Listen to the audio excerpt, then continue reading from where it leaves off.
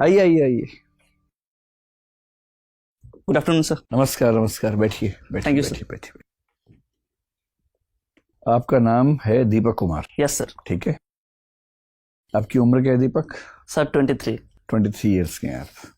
बहुत बढ़िया। अटेम्प्ट कौन सा है ये? सर दूसरा। दूसरा अटेम्प्ट, गुड।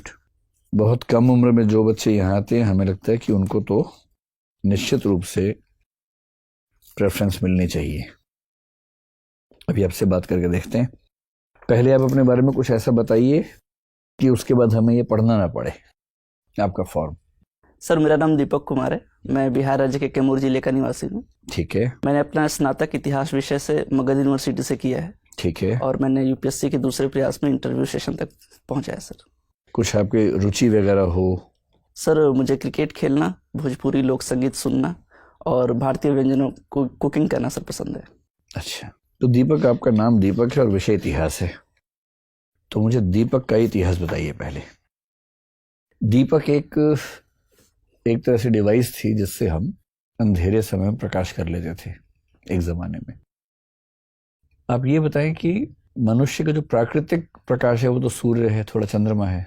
प्राकृतिक प्रकाश के अभाव में मनुष्य ने प्रकाश का अरेंजमेंट कैसे कैसे किया, इसका पूरा इतिहास 5 से 6 चरणों में समझाइए। सर सबसे पहले आदिम समाज में जब अंधेरा होता था तो कुछ देखने की व्यवस्था नहीं थी, तो आदिम समाज ने आग का प्रयोग सबसे पहले किया। 2 पत्थरों को रगड़ के आग उत्पन्न किया। ठीक है। उसके बाद सर उसी आग के सहारे अपनी जीवन की सुरक्षा की। पर वो कंट्रोल कैसे होती होगी? जैसे एक पेड़ में आग लगा दी रात को देखने के लिए और सुबह तो जंगल सहा हो गया। सर पेड़ में नहीं, एक्चुअली लकड़ियों को इकट्ठा करके आग लगाते थे। ठीक है। धीरे धीरे कंट्रोल कर लेते यस थे। सर। ठीक है। उसके बाद धीरे धीरे मनुष्य जागरूक हुआ, बौद्धिक चेतना का विकास हुआ, तो उसे पता चला कि इसके अन्य भी कार्य हो सकते हैं, तो रोशनी के अलावा खाना पकाने में। उसके बाद जंगली जानवर से नहीं, मुझे तो रोशनी के इतिहास में रुचि है, आग के इतिहास में नहीं। रोशनी करने के लिए पहले आपने बताया कि आग से लकड़ी जला ली। यस। उसके बाद इतिहास आगे कैसे बढ़ा? सर उसके बाद एक यज्ञ प्रकरण सामने आता है। दिन के समय जो वैदिक समाज था, या उसके पहले जो हड़प्पाई काल थे, तो जब नवपाषाण काल में आग की खोजी, उसके बाद हड़प्पाई समाज में हम चरण में प्रवेश किए। उसके बाद सर आग से हमने ये देखा कि प्रकाश भी उत्पन्न किया जा सकता है, तो उसी को व्यापक मात्रा में एक दीप का प्रयोग करते हुए, जैसे मिट्टी के बर्तनों का चाक का प्रयोग करते हुए उसको प्रयोग में लाया गया जिससे प्रकाश उपलब्ध हो सके। ठीक है। आगे जाकर इससे सर अग्नि को मतलब पूजा का महत्व दे दिया गया। अग्नि पूजन की बातें सामने बार बार प्रकाश के इतिहास से अग्नि के इतिहास पे शिफ्ट हो जाते हैं। मैं केवल प्रकाश का इतिहास पूछ रहा हूँ आपसे, है ना। अब तक मैं 2 ही पॉइंट समझ पाया हूँ आपके निबंध में से। पहला ये कि आग जलाई हमने, यस सर। ठीक है। दूसरा ये कि हमने उससे दीपक जला लिया। Yes sir. उसके बाद बताइए फिर क्या हुआ? सर उसके बाद दीपक में सर सांस्कृतिक रूप दे दिया गया, जैसे हमारे महाकाव्यों से जोड़ा गया इसे। रामायण में आप फिर नहीं समझ रहे मेरी बात। आप जिस परीक्षा के लिए आ रहे हैं, जिस पद के लिए आ रहे हैं, उस पद की अपेक्षा ये भी होती है कि आपसे जो पूछा जाए आप केवल वही जवाब दें। ठीक है। मैंने आपसे सिर्फ इतना पूछा है कि अंधेरे के समय प्रकाश की जरूरत से निपटने के लिए मनुष्य ने इतिहास में क्या क्या उद्यम किए। अभी तक आपने बताया कि उसने पहले पत्थर से आग जलाई। Yes sir. और दूसरा आग से दीपक जला लिया। Yes sir. उसके बाद क्या बताइए? सर उसके बाद यही प्रक्रिया निरंतर बढ़ती चली गई सर। बस एलईडी का लैंप आ गया, बल्ब आ गए। पहले बल्ब का आविष्कार एडिसन ने किया। Yes sir. ये सब कुछ भी नहीं हुआ। सर मशालें बनी, वो सब नहीं हुआ इसमें। सर मुझे लगा आपने केवल दिए के उपलक्ष्य में पूछा है। नहीं, मैंने तो कहा कि मनुष्य के सभ्यता का इतिहास पूछा, प्रकाश का इतिहास पूछा। अच्छा चलिए, कोई बात नहीं। अब आप ये बताएं कि आप गोंड जनजाति से आते हैं, है ना। गोंड जनजाति का मुख्य इलाका तो मैंने सुना कि मध्य प्रदेश है, थोड़ा सा इलाका बिहार भी है। गोटुल क्या होता है? सर गोटुल एक मुख्यतः आवास होता है सर गोंड जनजाति में, जहाँ पे एक अविवाहित जोड़े को सर रखा जाता है। क्यों रखा जाता है? ताकि एक समझ विकसित कर सके और अपने जीवन साथी का चयन कर सके। मतलब एक ही जोड़े को रखते हैं या कई बच्चे वहां पर रहते हैं? एक कमरे में एक जोड़े को रखते हैं सर, ऐसे कई कमरे होते हैं। क्या ये कह सकते हैं कि वो को लिविंग का एक ट्रेडिशनल फॉर्मेट है, जो हमारे देश की ट्राइब्स में को लिविंग से बड़ी चीजें, जिसको आप डेटिंग से भी आगे बढ़ा के कोर्टशिप कह सकते हैं, वो व्यवस्था है? जी सर, एक दूसरे को समझने के लिए ऐसी व्यवस्था जनजातियों में की गई है। नहीं, वो केवल समझने का मसला है या उसमें फिजिकल रिलेशंस भी शामिल हैं? सर जहाँ तक मेरी जानकारी है समझने का ही मामला है सर। अच्छा, मुझे ये बताइए कि ट्राइबल्स को सभ्य समाज से क्या सीखना चाहिए, ये तो दुनिया जानती है। सभ्य समाज को ट्राइबल्स से क्या सीखना चाहिए, ऐसे 5 बातें बताइए। सर सबसे पहले तो सर प्रकृति पूजा सीखनी चाहिए, जो वनस्पतियों की पूजा करते हैं। दूसरी सर अपनी संस्कृति की जो विविधता है उसके बारे में सीखना चाहिए। तीसरा सर सबसे बड़ी बात आमतौर पर भारत के सभी ट्राइब्स में देखी जाती है, एक जो लैंगिक समानता का पक्ष है बहुत बढ़िया, वो सीखना चाहिए। ठीक है। और सर चौथा ये है कि जो पारंपरिक आयुर्वेद जैसी जो चीज़ें हैं उसे सीखना चाहिए सर। और tribal medicine, yes sir, tribal medicine, ठीक है। और सर पांचवा ये सीखना चाहिए कि हम कितने भी आधुनिक क्यों न हो जाए, अपनी जो जमीन और संस्कृति है उससे हमेशा जुड़े रहना चाहिए। बहुत बढ़िया सर। दीपक, आप तो एक युवा प्रशासनिक अधिकारी बनने जा रहे हैं, अपने आसपास घटित चीज़ों को आप देख रहे हैं। अगर आपने हाल में देखा हो तो सरकार ने कई बहुत जो सख्त फैसले हैं उन्हें बहुत ही सहज तरीके से, अचानक तरीके से ले लिया। 370 आपके सामने है ही। हमने देखा कि कैसे राज्य नए बनाए गए। कल्पना कीजिए कि एक राज्य पुनर्गठन आयोग बनाया जाता है और आप उसके अध्यक्ष हैं। सब कुछ आपने तय करना है, आपको मालूम ही है, इसके लिए कुछ चीज़ें पूछने पाछने की जरूरत तो बची नहीं है। संसद में एक दिन करेंगे, अगले दिन नए राज्य बन जाएंगे, ठीक है। 10 राज्यों में पूरे देश को बांटना है। आपके अनुसार ये 10 राज्य अब क्या होंगे? अभी आप जानते हैं कि पहले भाषा के आधार पर बनाए गए, फिर संस्कृति के आधार पर बनाए गए, अलग अलग विकास के आधार पर बनाए गए। अब इतने ज़्यादा हो गए हैं, उसकी कोई औचित्य नहीं है, क्योंकि कम्युनिकेशन बढ़ गया है। अब उतने दूर दूर की परेशानी नहीं है। 10 राज्यों में बनाना है। बताइए ये राज्य क्या होंगे? सर वर्तमान समय को देखते हुए तो राज्य का एक जो संकुचन है वो किया नहीं जाना चाहिए, अगर लेकिन फिर भी मुझे मौका मिलता है, अगर मुझे ऐसी शक्तियाँ मिलती हैं कि मुझे एक सभी पूरा नक्शा दोबारा से रीड्रॉ करना है, बताइए क्या कर रहे हैं? तो सर मैं भौगोलिक आधार पर राज्यों का विभाजन कर सकता हूँ सर। Very good. जो मध्य भारत, जो उत्तर के गंगा के मैदानी भाग हैं, उनको एक राज्य में कर दिया। एक हो गया गैंजेटिक प्लेन्स। यस सर, ठीक है। और दूसरा सर जो डेक्कन्स के इलाके हैं, जो प्लेटू इलाका है, उसे एक स्टेट में कर सकते हैं सर। थर्ड सर पठारी राज्य हो गया। हाँ सर। थर्ड सर जो हिमालयी राज्य हैं उन्हें एक तरफ कर दिया जा सकता है, और जो नॉर्थ ईस्ट के राज्य हैं, जो छोटी पहाड़ियां हैं, उन्हें सर एक राज्य में पिरो दिया जा सकता है। ठीक है। और सर उसी के अंतर्गत जो राज्य का विभाजन है, जो विभिन्न संस्कृतियों के एक छिटपुट तरीके से हम कर सकते हैं, ताकि राज्यों की संख्या बढ़ाने से जो केंद्रीकरण है वो हावी ना हो, एक विकेंद्रीकृत स्वरूप सामने आ सके सर। चलिए कोई बात नहीं। दीपक, आपने मेंशन किया है कि आपको कुकिंग पसंद है। Yes sir. आप इंडियन डिशेस बनाना पसंद करते हैं। Yes sir. थोड़ी देर के लिए कल्पना कीजिए कि आपका आज तक का जो जीवन है वो एक डिश है। तो बताइए फिर इसका कुक कौन है या क्या है? जरूरी नहीं है व्यक्ति होगा, कुछ और भी हो सकता है। अगर अब तक का आपका जीवन एक व्यंजन है तो उसका पकाने वाला, उसका वो कौन है, कुक कौन? सर निश्चित रूप से मेरे माता पिता हैं सर। चलिए, आपका अब तक का जीवन जो है वो एक डिश है, माता पिता उसके कुक हैं, तो फिर उसके स्पाइसेस, उसके मसाले क्या हैं? सर उनके द्वारा जो दिए गए नैतिक मूल्य हैं वो हैं सर। अच्छा, इसी क्रम को आगे जारी रखते हुए बताइए फिर इस डिश का क्रिटिक, फूड क्रिटिक कौन है? कौन इस व्यंजन का स्वाद लेके बताने वाला है कि इसमें क्या क्या कमी है? सर सोसाइटी, मेरे मित्र और आप जैसे सर सम्मानित बोर्ड। अगर इसी को और आगे जारी रखें तो फिर इस पूरे व्यंजन का स्वाद क्या है?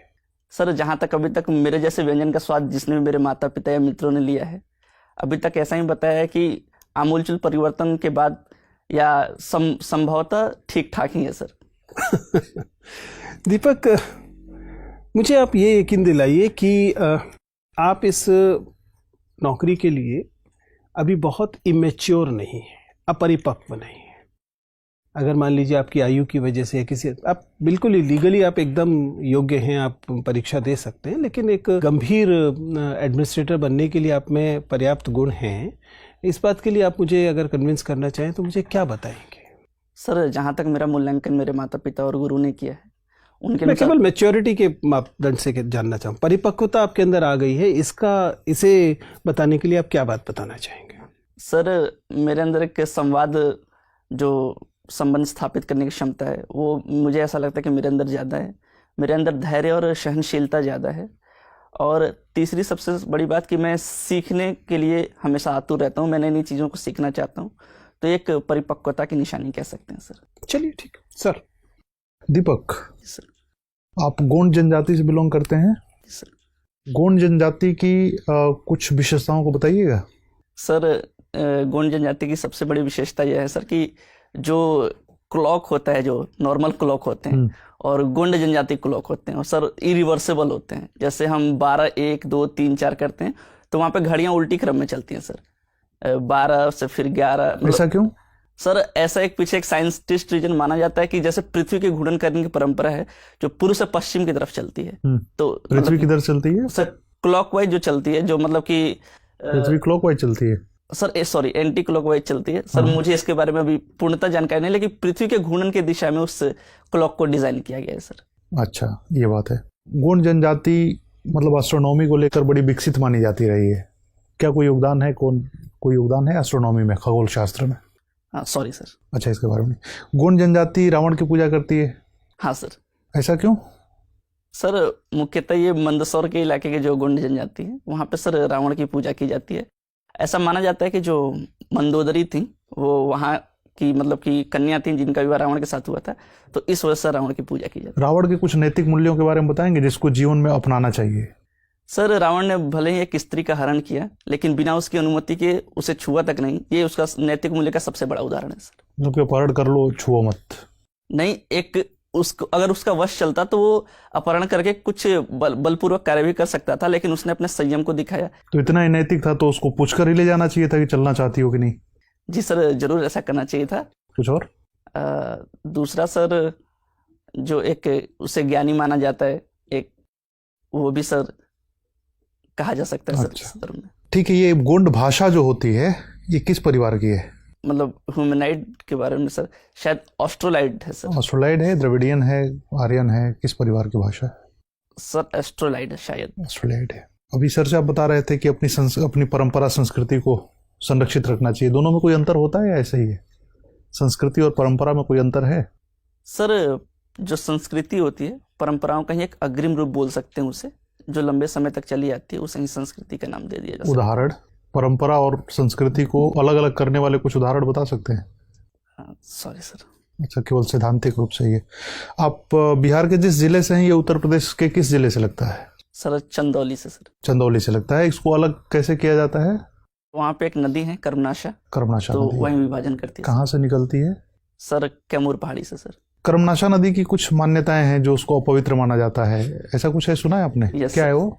सर उसे ऐसा माना जाता है कि जब उसका फ्लो हो रहा था तो उसके रास्ते में जो भी गांव थे, जो भी बस्तियां थी, उसे उजाड़ते हुए उसने अपना मार्ग बनाया है, तो उसे अपवित्र माना जाता है सर। तो चलिए, ये तो एक मतलब मान्यता हो गई जो वैज्ञानिक होगी नहीं। वैज्ञानिकता क्या है? इस नदी के फायदे क्या हैं? सर ये नदी जंगलों से बहते हुए आती है, तो एक जो प्रजाति संरक्षण कार्य है वो इस नदी में आसानी पूर्वक किया जा सकता है। कौन सी प्रजाति रहती है विशेष रूप से कर्मनाशा में? मगरमच्छ सर।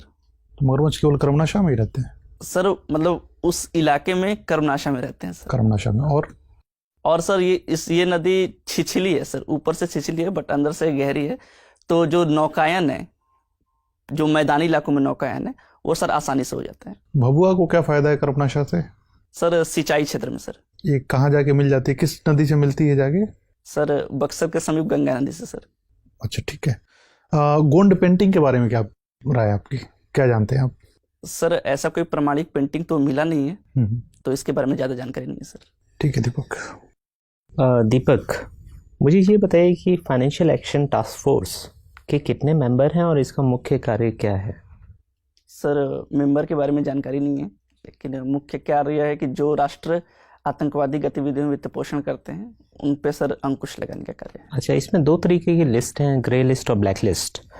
तो किन देशों को ग्रे लिस्ट में डाला जाए और किन को ब्लैक लिस्ट में? क्या कारण है, उसका क्राइटेरिया क्या है? सर मुझे अभी रिकॉल नहीं हो पा रहा, लेकिन मैं अनुमान कर सकता हूँ सर। बताइए। सर ग्रे लिस्ट इस वजह से डाला जाता है कि उन पे एक आतंकी वित्त पोषण का शक या संदेह हो, और ब्लैक लिस्ट इस वजह से डाला जाता है ताकि इसकी पुष्टि हो सके कि सच में वो आतंकी वित्त पोषण में शामिल है सर। ठीक है, आप मुझे ये बताइए कि वेस्ट एशिया में या मिडिल ईस्ट जिसको कहा जाता है, उसमें कहाँ कॉन्फ्लिक्ट चल रहा है? सर मुख्यतः सऊदी अरब और ईरान में सर। ये कॉन्फ्लिक्ट क्या ये सऊदी अरब या ईरान के जोग्राफिकल एरिया में चल रहा है या और कहीं चल रहा है? सर और कहीं सीरिया में भी चल रहा है सर कॉन्फ्लिक्ट। उसके बाद सर जो यमन में है हुती विद्रोह हुआ था, वहाँ भी सर कॉन्फ्लिक्ट चल रहा है। यमन विद्रोह में कौन से 2 देश शामिल हैं? सर शायद सऊदी अरब और यमन सर, शायद, मुझे पूर्णतः जानकारी नहीं है। अच्छा, प्रॉक्सी वॉर से क्या समझते हैं? सर प्रॉक्सी वार का मतलब अघोषित युद्ध होता है सर, जो जो 2 देश या 2 राष्ट्र बिना घोषणा के युद्ध करते हैं। इसका कोई उदाहरण दे सकते हैं जहाँ ये हो रहा हो? सर देशों का उदाहरण अभी याद नहीं है सर। ठीक है, आप मुझे ये बताइए कि इजराइल और पैलेस्टाइन मामले में भारत का क्या स्टैंड है, foreign policy stand? Sir Bharat हमेशा से द्विराष्ट्र का समर्थक रहा है और इजराइल और फिलिस्तीन दोनों अलग अलग राष्ट्र होने चाहिए सर। ठीक है, मुझे ये बताइए कि अभी पीवीटीजीज जो हैं, भारत में कितने ट्राइब्स को पीवीटीजीज का दर्जा दिया गया है? सर 75। और इसका क्या क्राइटेरिया है? सर सबसे बड़ा क्राइटेरिया है कि वो एक आदिम जनजाति हैं, घुमंतू हैं, खाना बदोश हैं। उसके बाद सर इनकी जो जनानिकी ही है वो लगातार कम होते जा रही है। क्या गोंड को भी ये दर्जा प्राप्त है? नहीं सर। अच्छा, किस स्टेट में सबसे ज़्यादा पीवीटीजीज है? सर मैं अनुमान लगा सकता हूँ बताइए। सर। शायद सर झारखंड में सर, शायद। ये पढ़ लीजिएगा आप। ठीक है, मुझे ये बताइए कि कोर्ट ऑफ रिकॉर्ड्स क्या होते हैं? सॉरी सर, अभिलेख न्यायालय। अभिलेख न्यायालय सर, न्याय उच्चतम न्यायालय या उच्च न्यायालय के किसी भी जो फैसले होते हैं उनको सर उससे निचली अदालत एक मतलब अभिलेख के रूप में प्रस्तुत करती है कि उच्चतम न्यायालय या किसी न्यायालय ने ऐसा फैसला दिया सर। ठीक है, आपको क्रिकेट खेलना पसंद है? जी सर। मुझे ये बताइए कि बैटिंग क्या क्रिकेट में लीगलाइज कर देने से ये जो मैच फिक्सिंग वाली हम समस्या देखते हैं इस पे अंकुश लगेगा या और बढ़ जाएगी? सर जहाँ तक मेरा मत है, मेरा व्यक्तिगत मत यह है कि जहाँ तक आपराधिक उद्दीपन से जुड़ाव ना हो तो क्रिकेट में सर बैटिंग को लीगलाइज कर देना चाहिए। इससे आपको नहीं लगता कि मतलब और ज़्यादा ये मैच फिक्सिंग वाले केसेस बढ़ जाएंगे? सर अगर बैटिंग को हम लीगलाइज करते हैं तो आपका भी ये कहना सही है, लेकिन ये भी तो हो सकता है सर कि अगर उसे लीगलाइज कर दें तो वैध तरीके से लोग ज़्यादा बैटिंग करें तो वो फिक्सिंग की घटना कम भी हो सकती है सर। अच्छा, इंडियन विमेन क्रिकेट टीम की कैप्टन कौन है? सर वर्तमान समय में हरमनप्रीत कौर सर। अच्छा, और विमेन क्रिकेट टीम अभी हाल में कौन से जगह खेल रही है? सर T20 वर्ल्ड कप खेल रही है और न्यूजीलैंड में या ऑस्ट्रेलिया में शायद कॉन्फ्लिक्ट है सर। ठीक है, ये सेना कंट्रीज किनको कहते हैं? क्रिकेट के संदर्भ में है सेना, SENA। Sorry sir. दीपक, आप अभी ग्रे लिस्ट की बात कर रहे थे, मुझे बताइए कि अभी हाल ही में स्वच्छ भारत मिशन में एक चीज़ हम एक टर्म यूज़ कर रहे हैं, ग्रे वाटर का यूज़। ग्रे वाटर क्या होता है? सॉरी सर, इसके बारे में जानकारी नहीं है। अच्छा, European green deal. Sorry sir.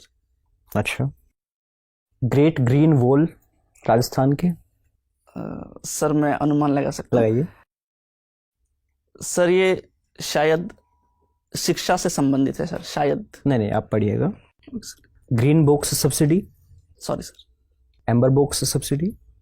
Sir ये जो भारत की जो 3 सब्सिडियां हैं उसके अंतर्गत आती है सर। भारत की 3 सब्सिडियाँ सर WTO के अंतर्गत जो मान्यता प्राप्त है सर उसके अंतर्गत आती है। क्या होता है एम्बर बॉक्स सब्सिडी? इसके बारे में जानकारी नहीं है सर, अभी रिकॉल नहीं कर पा रहा हूँ। अच्छा, मुझे ये बताइए कि कार्बन क्रेडिट क्या होता है? सर जो राष्ट्र अपने कार्बन पूल का जो उपयोग होता है, जो कार्बन कंजप्शन है, उसको अगर तय सीमा से अगर कम करते हैं तो वो अपने शेष बचे हुए कार्बन को या कार्बन पूल को किसी दूसरे राष्ट्र को बेचकर कार्बन क्रेडिट प्राप्त कर सकते और 21 एग्रीमेंट 21 प्रोटोकॉल के तहत ये कार्बन क्रेडिट किया जाता है? हैं। सर शायद Paris call sir. Paris deal या क्योटो प्रोटोकॉल? सर मुझे एग्जैक्ट नहीं पता। Montreal protocol? यस सर, ये ओजोन से संबंधित है, ओजोन क्षरण से संबंधित है मॉन्ट्रियल प्रोटोकॉल। इसमें एक टर्म यूज होती है पोलर स्ट्रेटोस्फेरिक क्लाउड, PSC। ये क्या होता है? Sorry sir. अच्छा, CFCs के बारे में आप जानते हैं कि CFCs का जो यूज है उसे कर्ब करने का गवर्नमेंट बहुत सारे इनिशिएटिव ले रही है। बता सकते हैं कि CFCs क्या होते हैं? सर ये एक क्लोरोफ्लोरोकार्बन इसको बोला जाता है, जो मुख्यतः ओजोन क्षरण में सहायक गैस होती हैं, उनका एक समूह है सर। ये किस किस जगह हम यूज करते हैं जहाँ पे हमें कर्ब करना है, किन किन प्रोडक्ट्स में? मुख्यतः सर कंडीशनर, एयर कंडीशनर चीज़ों में यूज होता है सर। अच्छा, आप तो उस एरिया से आते हैं जहाँ पे झूम कल्टीवेशन भी होती होगी। Yes sir. मुझे बताइए झूम cultivation versus zero tillage cultivation में क्या होता है? सर झूम कल्टीवेशन वर्तमान समय में बिल्कुल तरह से नहीं होती, पहले होती थी। सर हिंदी अगर बोले तो जीरो टिलेज मतलब शून्य जुताई कृषि। बता पाएंगे क्या होता है? नहीं सर। अच्छा, आपके रीजन में झूम कल्टीवेशन का क्या नाम है, क्योंकि इसके बहुत सारे रीजनल नेम्स हैं अलग अलग। सर दहिया बोला जाता है सर। और मध्य प्रदेश एरिया में जहाँ पे वो गोंड जनजाति रहती है वहाँ पर? वहाँ भी दहिया ही बोला जाता है। अच्छा, आप पीवीटीजी के बारे में बात कर रहे थे, आप इसके पैरामीटर्स बता सकते हैं? जो भारत सरकार पीवीटीजी जो घोषित करती है तो किन पैरामीटर्स पे करती है? सर उसके बारे में ज़्यादा जानकारी नहीं है, लेकिन मुख्यतः 3 आयाम है। अगर जनजाति आदिम हो, और दूसरी कि उसका जनांकिकी लगातार कम होते जा रहा हो, और तीसरा वो अभी भी समाज की मुख्य धारा से दूर हो। अच्छा, मेरा लास्ट क्वेश्चन है, मुझे बताइए कि अमृत सिटी और एक स्मार्ट सिटी में क्या अंतर है? Sorry sir. दीपक, एक वाक्य मैंने कहीं पढ़ा था एक बार कि हम क्रिकेट नहीं खेलते, क्रिकेट हमें खेलता है। क्या सेंस हो सकती है इस वाक्य की? सर जहाँ तक मैं अनुमान कर रहा हूँ तो ये एक टीम भावना से परिचालित चीज़ें हो सकती हैं सर। मैं फिर से वाक्य बोलता हूँ, हम क्रिकेट नहीं खेलते, मैं थोड़ा चेंज कर रहा हूँ वाक्य को, हम क्रिकेट नहीं खेलते, क्रिकेट हमसे खेलता है। सर ये जो भारत में मौजूदा, अगर भारतीय परिदृश्य में देखें हाँ, तो भारत की बात कर रहे हैं। क्रिकेट एक सर जुनून हो चुका है भारत के अंतर्गत, तो ये मुख्यतः उससे लिंक हो सकता है सर। तो क्रिकेट हमसे कैसे खेलता है, क्या नुकसान पहुंचाता है हमें? सर नुकसान तो फिक्सिंग हो गया, बेटिंग हो गया, डोपिंग हो गया, इसके अंतर्गत आ सकता है सर। इससे हमें क्या नुकसान है? तो प्लेयर्स को नुकसान है इससे। तो क्रिकेट से हमारे देश को क्या नुकसान है? सर अगर फिक्सिंग या बेटिंग होती है तो जो इलीगल है अभी वर्तमान में, तो जो भारतीय अर्थव्यवस्था है उस पर प्रभाव पड़ सकता है सर। एक आंतरिक सुरक्षा का भी मैटर सामने आता है कि ज़्यादातर फिक्सिंग के पैसे जो होते हैं वो मनी लॉन्ड्रिंग के जरिए सर आर्म्स या फिर ड्रग एक्सपोर्ट में काम करते हैं, जिससे जो भारतीय आंतरिक व्यवस्था है वो प्रभावित हो सकती है सर। ठीक है, जो ट्राइबल सोसाइटी है उसको लेकर भारत सरकार की राय बड़ी डामाडोल है। एक अप्रोच ये थी कि हम ट्राइबल्स को जैसे हैं वैसा छोड़ दें एकदम, एक थी कि उनको भारतीय समाज का हिस्सा ही बना दे, और एक थी कि थोड़ा सा डिस्टेंस मेंटेन करें किंतु बहुत ज़्यादा डिस्टेंस ना रखें। ये अप्रोचेस किस किस की थी और इनमें से कौन सी अप्रोच हमने मानी, और आपकी राय में भारत सरकार ने ट्राइबल सोसाइटी के साथ ठीक बर्ताव किया या नहीं किया? सर जहाँ तक मेरा व्यक्तिगत मामला है, पहले मैं इस पे आता हूँ कि भारत सरकार ने ठीक तरीके से बर्ताव किया नहीं। तो वर्तमान में जो भारतीय नीति है जो ट्राइबल को लेके है, तो वो सर बिल्कुल संतोषजनक और सम्माननीय है। जैसा कि हम रिफॉर्म्स कर रहे हैं कि जनजातियों को उनको वन उपज का अधिकार दिला रहे हैं, एक एकलव्य मिशन शुरुआत की गई है, ग्राम सभा का कॉन्सेप्ट बीच में आया है, तो ये सारी चीज़ें सर जनजातियों को मुख्य धारा से जोड़ने के लिए बिल्कुल सहमत और सही चीज़ें हैं। और सर जैसे आपने ये कहा कि ये किस किस की अनुशंसा या क्या थी, तो सर इसके बारे में मुझे जानकारी नहीं है। ट्राइबल पंचशील का नाम सुना है आपने? जनजाति पंचशील की नीति?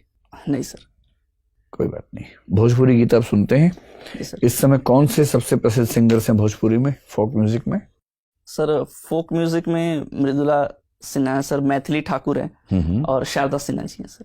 ठीक है, क्या वजह है कि भोजपुरी हो या पंजाबी हो या हरियाणवी हो, जो भी पॉपुलर म्यूजिक है वहाँ का, वो सामाजिक रूप से बहुत प्रगतिशील होने की बजाय बहुत ही सामंती किस्म का होता है? उसके बोल, उसके जो भाव हैं, आप इस बात से सहमत हैं कि ऐसा होता है? सर इस बात से तो मैं ये सहमत नहीं कि सामंती रूप से होता है सर, वो जो समाज की जो मुख्य चीजें हैं उसी को दर्शाता है सर। हाँ, लेकिन अगर समाज खुद सामंती चीजों में रुचि ले रहा हो तो फोक म्यूजिक भी उसमें रुचि लेगा, ये तो होगा ही सर। जहाँ तक और भोजपुरी संगीत पर तो ये आरोप सबसे ज्यादा गहरा आरोप है सर। जहाँ तक भोजपुरी की बात है, जो बिहार में जो भोजपुरी अभी जो वर्तमान संगीत है, मैं लोक संगीत की बात नहीं कर रहा, जो वर्तमान संगीत है, तो इसे सर राज्य का प्रश्रय नहीं मिला। इसके विपरीत जो राजस्थान का लोक संगीत है उसको सर राज्य की सहायता मिली, तो वो लोक संगीत नित्य प्रतिदिन आसमान की ऊंचाइयों को छू रहा है। लेकिन जो बिहार का लोक संगीत है मुख्यतः वहाँ सर जो राज्य का प्रश्रय नहीं मिला, जिससे वो और नीचे जाता चला गया। और भूमंडलीकरण के दौर पर जो सर वहाँ की जो लोकल जो जागरूक लोग थे जो लोक संगीत को बढ़ावा देते हैं, वो अलग जगह माइग्रेट कर गए, जिसके कारण लोक संगीत का उतना व्यवहार अब प्रचलित नहीं रहा। ठीक है दीपक, आपका इंटरव्यू बस पूरा होने वाला है, बस एक आखिरी प्रश्न है, आपको एक अच्छा सा जोक सुनाना है। मुझे सर? जी। अच्छा, आपकी अपेक्षा थी हम आपको चुटकुले सुने? नहीं सर, ऐसा कुछ नहीं सर। एक बेटा अपनी मतलब कि दूसरी जगह से बीवी लेके आता है, विलायती बीवी लेके आता है, तो उसकी मम्मी उसको बोलती हैं कि जैसे भोजपुरी में एक लड़की टाइप की है, अच्छा काम नहीं करती, तो वो बोलती है अपने मतलब हस्बैंड से कि डार्लिंग मतलब क्या होता है, तो वो बोलते हैं कि मतलब तुम बहुत अच्छी हो। तो उसके बाद फिर वो बोलती है कि ये बहुत अच्छे से काम नहीं कर रही, परिवार का सम्मान नहीं कर रही, अच्छे से कपड़े नहीं पहन रही। तो फिर वो पूछती है कि डार्लिंग का मतलब क्या होता है, तो वो बोलता है कि इसका मतलब तुम सबसे सुंदर हो या तुम्हारा जो व्यवहार है वो सबसे सही है। तो फिर बहू ने सास के बारे में इन शब्दों का इस्तेमाल किया हाँ होगा, सर, बिल्कुल सर। उसी में हंसी आई होगी Yes, आपको। ठीक ठीक ठीक ठीक। ठीक है दीपक, बहुत अच्छा लगा आपसे बात करके। क्या आप कुछ पूछना चाहेंगे हम लोगों से? नहीं सर। ठीक है।